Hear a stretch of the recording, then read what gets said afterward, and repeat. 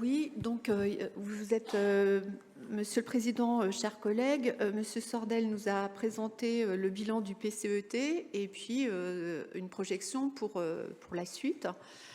J'ai une interrogation sur le fait que le volet R n'apparaît pas alors que les PCET ont été transformés en PCAT par la loi depuis juin 2016.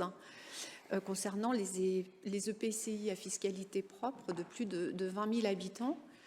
Et ça permet d'introduire le volet de restauration et de protéger la qualité de l'air sur l'ensemble du département. Alors évidemment, quand on parle de gaz à effet de serre, on a souvent le lien automatique avec la question des émissions liées au transport routier, au trafic routier. Mais il n'y a pas que ça, il y a plein d'activités qui génèrent des gaz et puis après, ça se combine dans l'atmosphère et ça fait des super cocktails. En plus, quand c'est potentialisé par la météo ou par la géographie, la topographie de certains territoires, on a parfois des surprises quand on regarde les cartes stratégiques de l'air diffusées par Atmo Bourgogne-Franche-Comté.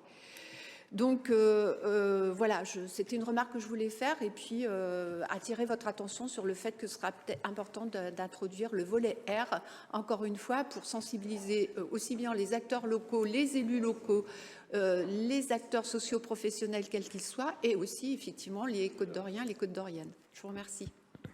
Merci à vous. Effectivement, la présentation est un état des lieux de l'année 2020, mais il est bien évident qu'avec le renouvellement et 2022, ce point-là sera certainement rajouté.